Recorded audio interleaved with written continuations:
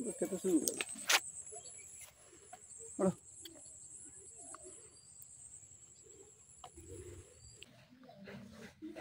আলাইকুম, আশা করি সবাই ভালো আছেন। আজকে এসে পড়ছি এই যে বাইং মাছ আর গৌতম মাছ নিয়ে।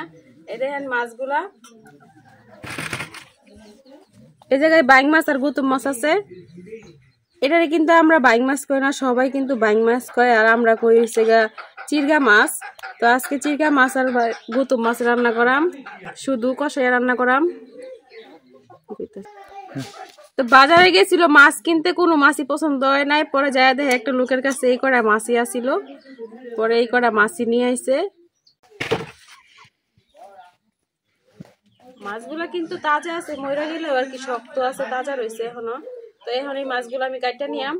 এই মাছগুলো কিন্তু খাইতে অনেক ভালো, বিশেষ করে যে গৌতম মাছগুলো আছে এগুলা।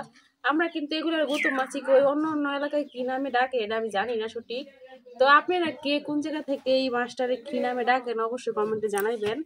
দেখেন মাছটা, এই যে এগুলা আমাদের সরাতে পাওয়া যায়, আর বড় বড় যে খাল বিল আছে এগুলাতে পাওয়া যায়। কি বালু যে জায়গায় বেশি থাকে এই জায়গায় এই মাছগুলো থাকে।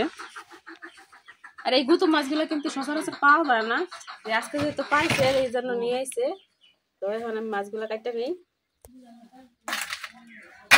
মাছ কাটতে বসছি। আর সবগুলো মুরগ মুরগি আইসে এক জায়গায় জ্বালাইতেছিল, এই জন্য ভাবলাম যে মুরগ মুরগি গুলো কিছু খাওয়ান দিয়া লই, ক্ষুধা লাগছে এই জন্যই মনে কাছে আইসে। এই যে এখন খাওয়ান দিছি, ওরা খাইতেছে, আর আমি এই দিক দিয়ে শান্তি মতো মাছ কাটতে পারতেছি। এই মাছগুলা কিন্তু যারা খাইছে তারা জানে এই মাছের স্বাদ কেমন। আর এই মাছগুলা কিন্তু কাটা একদম সোজা, এই যে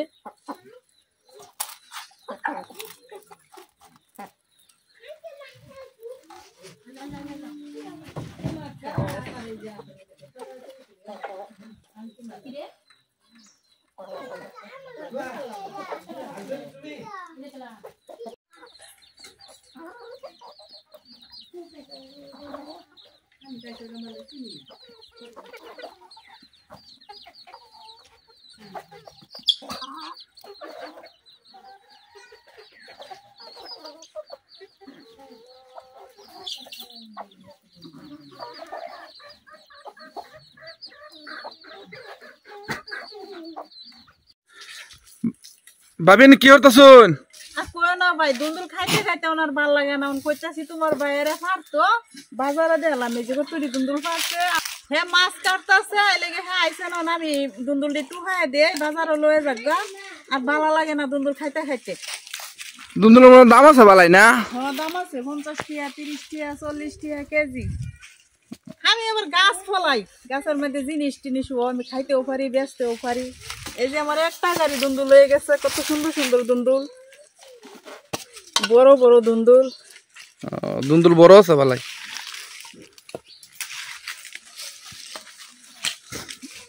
গাছ বাই তুলছি, আম গাছ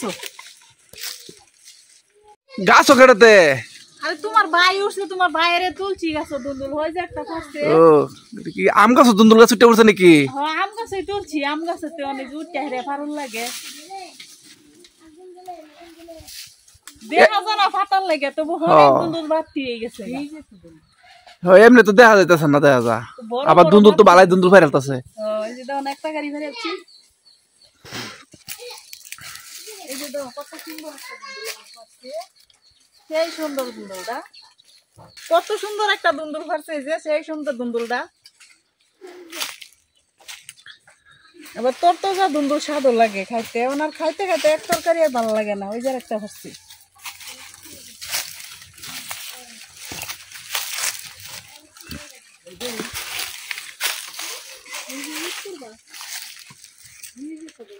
দুন্দুল ফারতে তাউন গাড়ি ফেরাচ্ছি, সুন্দর হয়েছে দুন্দুলটি। আচ্ছা দুন্দুল ভাইরা বাজারে ফাটায় 5 কেজি হইতো না? 5 কেজির বেশি হইব। আরো ভাঙ্গেও গেছে, যে মাঝে মাঝে ভাঙ্গেও গেছে, আরো আছে হেন ভাঙ্গা তখন একটু গাছের অত উপরে থেকে পড়তেছে তো ভাঙবই। আম গাছে তো লাগার বেজাল, কত উঁচা গাছ, হে নো দুন্দুল হয়ে বই রইছে। এই যে দুন্দুলটি ভাঙ্গে গেছে গা, এডি দিতাম না বাজারে, এডি আমরা খাইবাম। এই যে কতটি দুন্দুল আমার খাইতে ভাঙ্গে গেছে পরিয়া আইলে গেছে কার এডি বালা এডি দেম বাজারও একটা গাড়ি দুন্দুল লইছি লাগলে আপনারাও নেন যে কিনিয়া 20 টাকা কেজি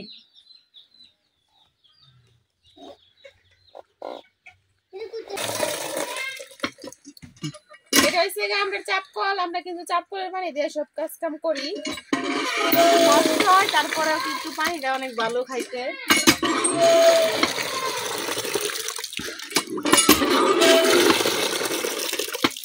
চাপকলের পানি খাই তারপরে অনেক কষ্ট।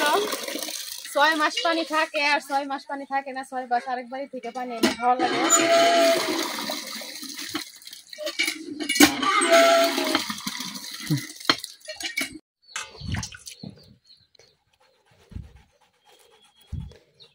এই কলপাটটায় 6 মাস বন্ধ থাকে দেখে কিন্তু অনেক শেওলা পড়ে গেছে। তারপর আমরা এটাতে সব কাজ কাম করি। মাছগুলো কিন্তু ডইলে নিলে একবার পরিষ্কার হয়ে যায়, সাদা হয়ে যায়। এই দেখেন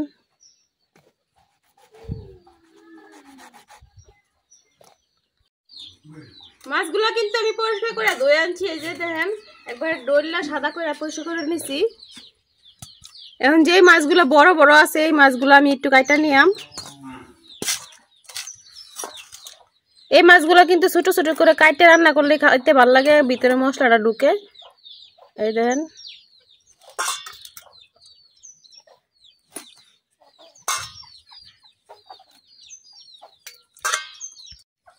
বড় মাছগুলো কিন্তু আমি ছোট করে কাটে নিয়েছি, আর ছোট মাছ যেগুলো আছে এগুলো কিন্তু আমি কাটি না, এগুলো আস্তই রাখছি। মাছগুলা কিন্তু কাটা হয়ে গেছে। এখন আমি পেঁয়াজ রসুন কাটা লইলাম।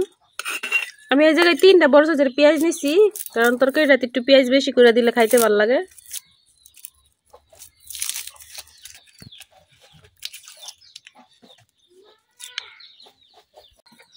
পেঁয়াজ রসুন ছিল কিন্তু আমি কাটতে নিছি। কাটতে নেওয়ার পরে মাছগুলো আমি একটু লবণ দিয়ে ধুয়ে নিছি। এখন ধুয়ে চুলা ধরাই নিছি। চুলার মধ্যে এখন আমি কড়াই বসাই দিতেছি।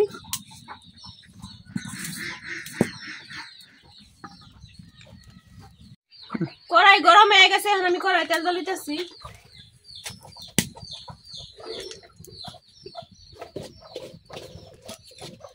তেলটা গরম হয়ে গেছে, আমি তেলের মধ্যে দিতেছি কাটে আর পেঁয়াজ আর রসুন।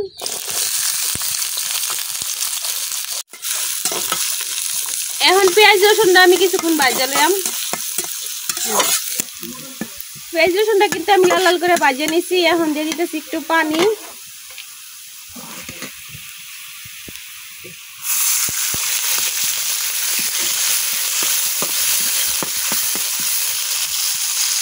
এখন দিয়ে দেব অল্প আদা রসুন বাটা।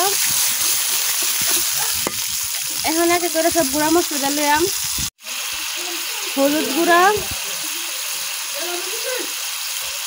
মরিচ গুঁড়া, ধনিয়া গুঁড়া, স্বাদ মতো লবণ,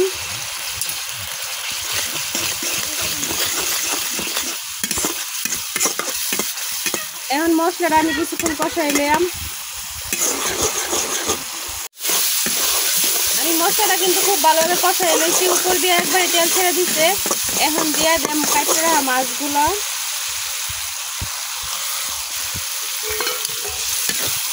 এখন মাছের সাথে মশলাটা আমি খুব ভালোভাবে মিশাই দিলাম।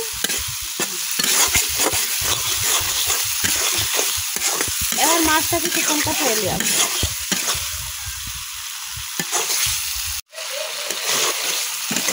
মাছটা কিন্তু আমি কিছুক্ষণ কষাই নিয়েছি। এই যে একবারে কিন্তু কষানি হয়ে গেছে। এখন দিয়ে দেব একটু ঝোল।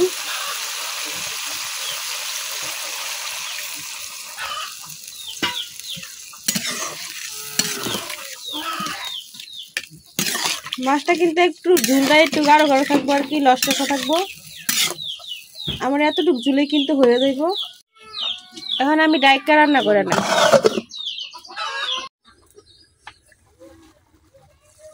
তরকারিটা কিন্তু বড় গায়ে পড়ছে। এই যে আর একটু ঝুলটা টানাই নেম, তাহলে কিন্তু আমার তরকারিটা হয়ে যাইব।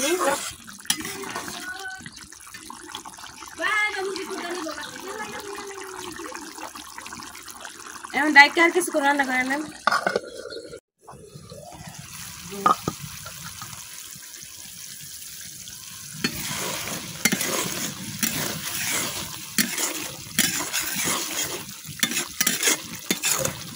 কিন্তু হয়ে গেছে, এখন আমি নামাই নেম।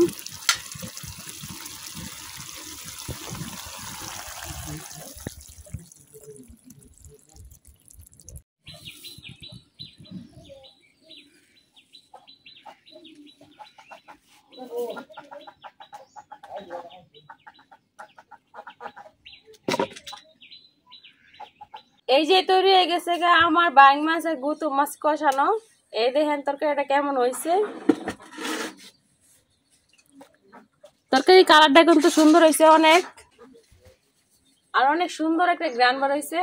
এইভাবে তরকারি রান্না করলে কিন্তু খাইতে অনেক ভাল লাগে আর অনেক মজা লাগে, ও পেট ভরে ভাত খাওয়া যায়। তো আপনারা যারা এইভাবে তরকারি রান্না করে খাইছেন তারা অবশ্যই জানেন এর স্বাদ, আর যারা এখনো খান নাই তারা কিন্তু একবার এই স্বাদটা বুঝবেন না। তো যারা খান নাই তারা অবশ্যই খাই নেবেন, আর যারা খাইছেন তারা অবশ্যই কমেন্টে জানাবেন যে তরকারিটা কেমন হয়েছে। আর এই গুতো মাছগুলা কিন্তু আমার অনেক প্রিয়, তো আমার তো আর লোভ সামলাতে পারতাছি না, আমি তো একটা খাইয়া দেখি কেমন হয়েছে তরকারিটা।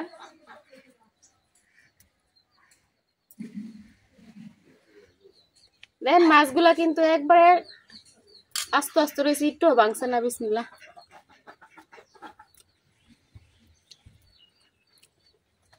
এক কথায় অসাধারণ হয়েছে, অনেক মজা হয়েছে খাইতে।